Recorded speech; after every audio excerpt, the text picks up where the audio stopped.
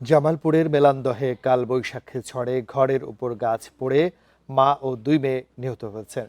গভীর রাতে উপজেলার নয়ানগরের দাগী এলাকায় এই ঘটনা ঘটে। নিহতরা হলেন দাগী এলাকার মৃত গণিমণ্ডলের স্ত্রী খুকি বেগম ও তাদের দুই মেয়ে ফরিদা আক্তার ও ফতে আক্তার। স্থানীয়রা জানায়, রাতে ঝড়ের সময় ঘুমিয়েছিলেন মা ও দুই মেয়ে। হঠাৎ ঘরের পাশে থাকা গাছ পড়লে চাপা পড়েন তিনজন। সকালে স্থানীয়রা ফায়ার সার্ভিসে খবর দেওয়ার পর তাদের মরদেহ উদ্ধার করা হয়। এর আগে রোববার ঝোড়ো বৃষ্টি ও বজ্রপাতে 6 জেলা 12 জনের মৃত্যু হয়েছে। এর মধ্যে শুধু গাইবান্ধায় প্রাণ গেছে 5 জনের। এছাড়া বিভিন্ন স্থানে আহত হচ্ছেন 5 জন।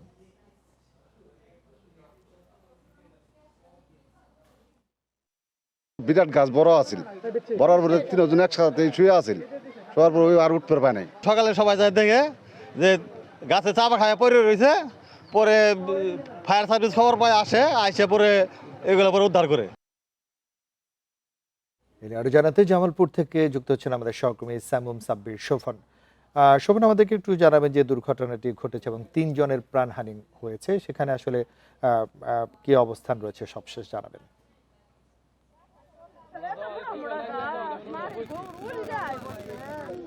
দেখুন, ঘটনাটি ঠিক হচ্ছে গতকাল রাত 2টার পর থেকে পুরো জেলা জোরে দমকা হাওয়া এবং ঝড় শুরু হয়। তো জামালপুরের মেলান্দ উপজেলার নয়ানগর ইউনিয়নের যে দাগী অঞ্চল, এই দাগী অঞ্চলে আমি আপনাকে একটু দেখাতে চাই। আমার ডানে কি বিস্তীর্ণ একটি মাঠ। তো এই মাঠের ঠিক শেষ প্রান্তে হচ্ছে মৃত খুকি বেগমের একটি ঘর, যে ঘরে তিনি এবং তার দুই মেয়ে ফরিদা এবং ফাতেমা ঘুমিয়েছিলেন। তো ঠিক রাতে যে কোনো এক সময়ে একটি বড় মেহগনি গাছসহ মোট 3টি গাছ আসলে তাদের ঘরের উপর পড়ে, বিছানার উপর পড়ে। এতে কিন্তু ঘটনাস্থলে তাদের মৃত্যু হয়। তো রাতে কেউ দেখেনি। তো সকালে যখন ভোরে ঝড় থামে তখন স্থানীয়রা আস্তে আস্তে বের হওয়ার পরে তারা আসলে ঘটনাটি দেখতে পারে। দেখার পরে তারা ফায়ার সার্ভিসকে খবর দেয়। পরে ফায়ার সার্ভিস ও স্থানীয়দের সহযোগিতায় 3টি মরদেহ উদ্ধার করা হয়। আসলে মা মেয়ে সহ 3 জনের মৃত্যুর ঘটনা কিন্তু পুরো অঞ্চল জুড়ে এখন শোকের মাতম চলছে। তাদের আসলে খুকি বেগমের 2টি ছেলে ছিল, 2টি মেয়ে ছিল। 2টি মেয়ে মারা যাওয়ার পরে এখন শুধু 2টি ছেলেই থাকলো। তো ছেলেরা ছিল ঘরের বাইরে বা জেলার বাইরে, তারা সকলে এসেছেন।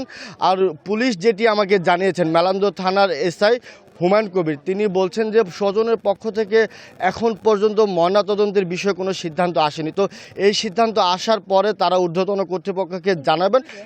সব কিছু মিলিয়ে যে প্রয়োজনীয় আইনানুগ ব্যবস্থা গ্রহণ করার সেটি গ্রহণ করা হবে। তো স্থানীয়রা যেটি বলছেন যে আসলে ঝড়ের যদি পূর্বাভাস থাকতো বা তারা যদি জানতে পারতেন যে ঝড়টি কেমন হবে, তাহলে হয়তো এই দুর্ঘটনাটি ঘটতো না।